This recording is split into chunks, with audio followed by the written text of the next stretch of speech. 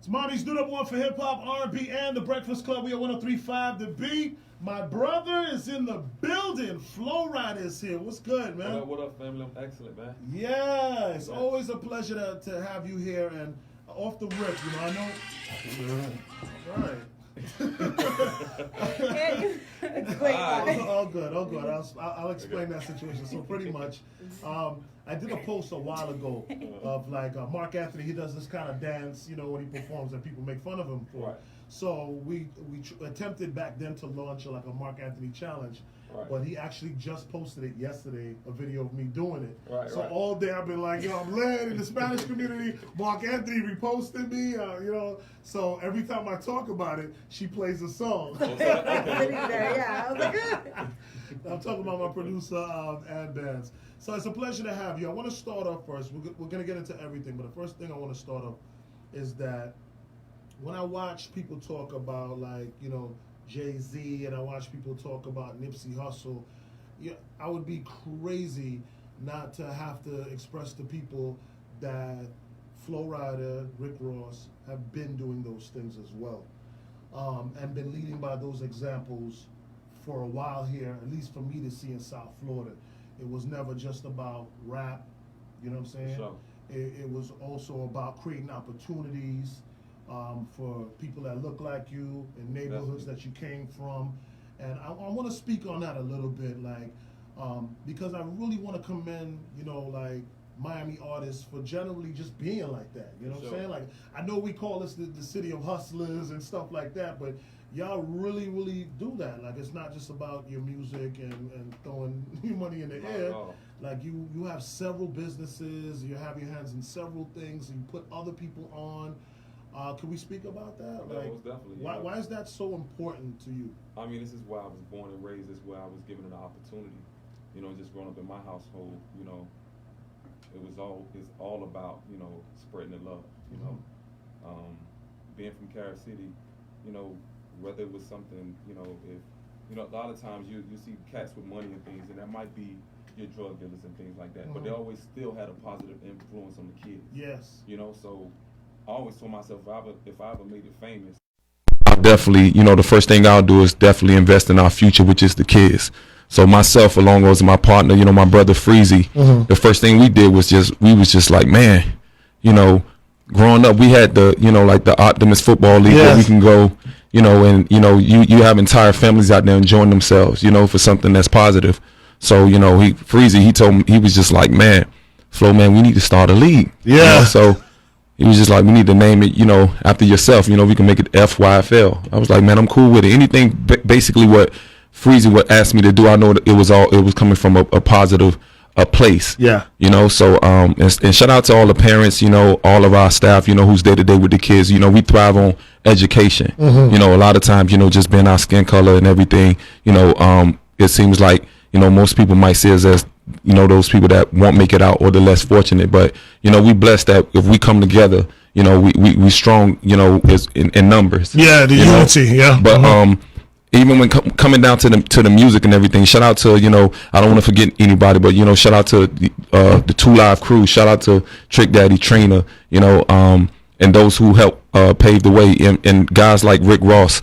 You know, I recall, you know, just being in a group, the Groundhogs, you know, Papa Keith, you know, I ran into you plenty of times back in the days, just being one of those guys who carried DJ crates, you know, for DJ Suicide and things like that. I paid my dues, and I think most of the guys that paid their dues, they think back and say, you know, man, you know, it'll be a waste if you ever you make it to a certain level and you don't give back and, you know, you know, and share those jewels. Yeah. You know what I mean? Yeah. So I mean, I think that's where it stemmed from really putting in that work. You know, prior to me having the success that I have, you know, 12 years now in the game professionally, I probably put in like 10 years prior to that, you know, just working hard and things like that. But yeah, man, I you know, just going to school, in my head, I love basketball. That was my first dream to play sports. But when I realized, you know, I didn't have a scholarship or anything like that, I was just like, I had to do something that was, you know, lucrative and something that, you know, was almost organic to myself, and that was a gift. I was a very shy person,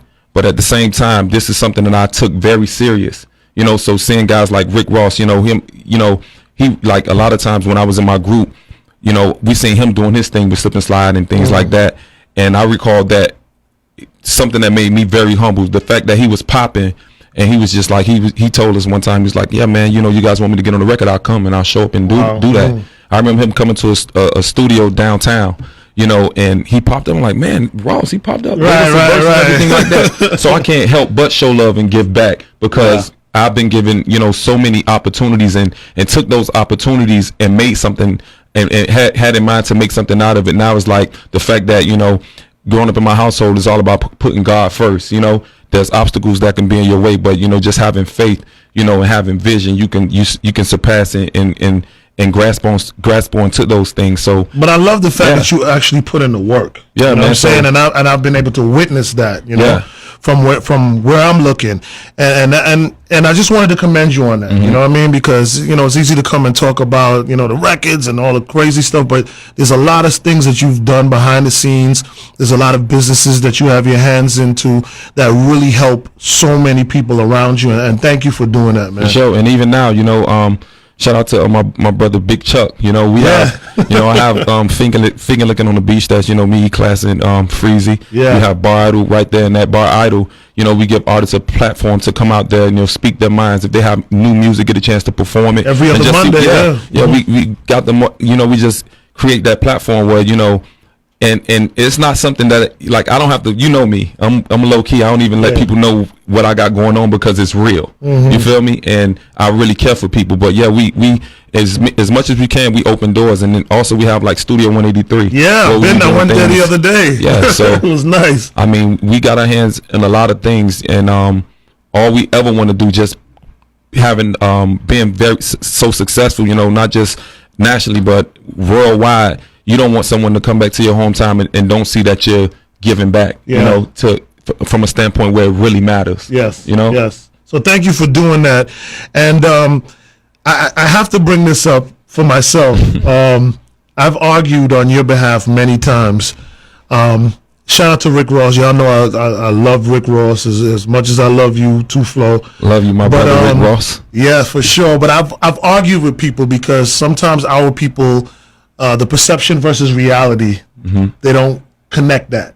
And I've argued to say, yo, Flo Rida makes more money than Rick Ross in the music, right? In the music. So I had to express it to, like, explain to them that the genre that you're in, and this is an opportunity really just to explain the genre that you're in is more worldly than per se the genre that, you know, like, let's say trap rap or that kind of hip hop that Rick Ross, you know, is in. So I have to explain to people, because you don't, you know, do certain things that maybe other trap artists do, don't get it twisted. Like, Flo is getting that bag. You know what I mean? He's in places that you can't pronounce. And I know that. You know what I'm saying? And I've heard it and I've seen it for myself. But I think people just have this perception of what they see.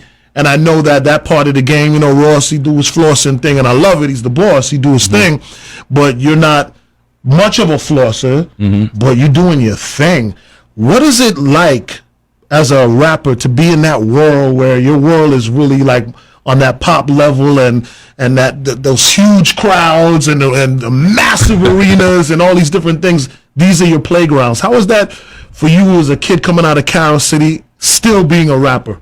Man, you just took me back to a kid moment, you know, for real. Like, it's kind of nervous even talking about it. You know, it's definitely a blessing, and I thank God for it. You know, just starting off, hats off to E-Class, hats off to Big Chuck and Freezy and Rick Ross and DJ Khaled, you know, and other DJs who helped support me from day one. I don't want to forget anybody once again, but I had no idea, you know, when I went and did the birthday record first, and then I did the low record. Yeah. And people were telling me, you know, every week that I'm breaking records, this, that, and the third. Right. I was so passionate about the music, I didn't even think about, you know, different records that I was breaking and being the first to do this, that, and the third.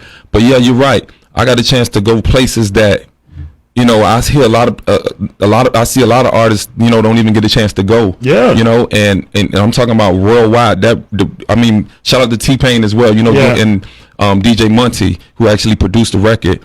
You know, that record took me all over the world. Yeah. And even, like, you know, I have a lot of billionaire friends. You know, early on, before people really was talking about billionaires, I had these friends early on, and they would, you know, put me to the side and they had more knowledge on what I was doing more than myself. Wow. You know, they would be like, you know, Flo, man, you're in a great space. You know the thing about you, it's like your music, you know, is very friendly and it's very the melodic side, you know, even if someone couldn't even speak, you know, the language, they can actually, you know, feel a certain vibe, you know, and that, you know, from that standpoint, it started to make me think, it started to make me wonder. And shout out to my A&R, Mike Karen, you know, who I humbly, you know, listen to, and I'm definitely thankful for him and Freezy, you know, listening to him, and you know, it's brought me to the point where, you know, I understand local success, national success, and worldwide success. So, you know, I'm very passionate about what I do. So I do records here and there, but I'll also have to think about the platform that I've been given. And, you know, when you've given the platform that I've been given, you have to recognize and understand it, that it is sometimes it's priceless. Yeah, and that's the situation you're in. That's exactly how I view it. You're in a priceless situation. Before we talk about your new project, Snack, I just want to clarify this. So I happen to be watching the Toronto versus Golden State game, and I swore I saw my brother Flo Rida. So at first I was like, all right, I see Flo Rida. That's my brother. I'm happy. You know, he's doing his thing. And then during the half, you know, the break, I swore I heard Flo Rida's voice. So I just wanted to clarify, were you there as a spectator, or did you actually end up performing during halftime? Yeah, man, I got a chance to perform. I knew it. Definitely. I knew I heard your voice. Definitely, shout out to the Raptors for having me. Shout out to the NBA for having me. Right. You know, definitely, you know, a lot of people hit me up. They're like, man, you wearing a Raptors jersey. Man, throughout the year, sometimes, you know, during basketball season, I'm wearing a lot of different teams' jerseys. You know, I always make sure I put the #1 on there. And a lot of times I'm performing with my Miami Heat championship ring on at the same time. But yeah, man, you know, and that's another thing. Just it's, you know, it's the music that I make.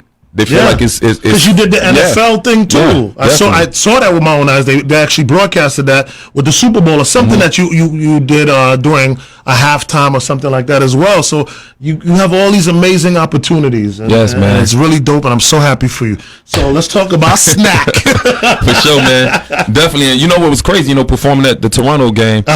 You know, I didn't get the chance to see the whole thing, but, you know, a lot of people was hitting me, and then I got a chance to see that, you know, I got a chance to debut my brand new record right there at the game, and they showed, like, most of that record. So, I mean, it just shows you the power of, you know, creating such a platform for yourself. So absolutely, man. I was very, very, very proud, man. And it's okay if you represent Toronto, man. We on the east side. Shout out to everybody in Toronto. Yeah, we got a tour coming up there too, man. You know, I got the big tour coming up with Nelly and TLC for the summer, man. So we're gonna be hitting a lot of cities. That's gonna be so good. What is it? The workout tour? Would you right, man? For real, hey, I know. Me and Nelly do our thing, but boy, Chili, man, she keep hitting up, pressing us hard about abs and sit-ups and all of that. Boy, that's what I'm saying. It's got to be the workout tour, man. Yeah, but we got the new single, Snack. Shout out to the legend, man, E40 and Sage the Gemini, man. Definitely hats off to E40. You know, this is a guy who I watched him hustle. I remember going off to college and at UNLV, you know, when I first got out of high school, I didn't know, you know, what I really wanted to do other than rap. And I remember going to pick up, you know, what it was a VHS at the time of Charlie Hustle. No, it was DVD of Charlie Hustle. And, you know, I was like, man, I want to meet this guy, this, that, and the third. And, you know, throughout the years of being successful, I was just like, I'm going to approach him about a record. But here it is, fast forward, he reached out to me about this record. And when I heard it, you know, he was just like, man, I need you on this, that, and the third. I was like, man, I need that record for myself. I love it. You know, I'm a fan of it and everything. And he was so humble, man. And now we have it, Snack, featuring Sage the Gemini E40, man. And so how did that, you know, how did you team up with Sage the Gemini? How did that whole nucleus happen? Well, listening to the record and everything and having the success that me and Sage had with Going Down For Real, I thought, you know, it'll make a great I thought it'll make a great collab by having him on it. You know, so he humbly got on it, you know, and blessed me with the hook on the record. You know, got a chance to go out there and shoot half of the video out on the West Coast, but then we had to bring it back to the 305, man. Definitely get some snacks from here. That's what's up. So when you talk about snacks, what are we talking about? Let's be clear. I mean, we got the snacks in here right now. But definitely women. See the confidence and bands and Ash Cash. It's all about the confidence. Young ladies with confidence. Believe that. Got you. That's what's up, man. So it's all about the snacks. That's gonna be a coin term. You have to know that. For sure, man. Need a snack right now. You feel me? All day. Well, listen, Flo Rida, man, we're gonna get your song in the mix with the heavy hitter, Mr. Mauricio, right now. But I just wanna, in your tour and all your moves, I just wanna wish you continued success, and I just want to thank you for this opportunity. You are already a legend in the game in terms of what you've accomplished and done for our city, and I love the fact that you still come back to radio and vibe with your peeps, bro. For sure, man. And Papa Keith, hats off to you, man, and what you do for the artists, man. Thank All you, day, man. Thank you. Sure. Hey, you see Chuck getting me in trouble, but I love it, man. Nah, man. Hey, man. I love the foolishness. I ain't gonna lie, man. But Shotty, what up, man? Shotgun. Much love to Shot. It's all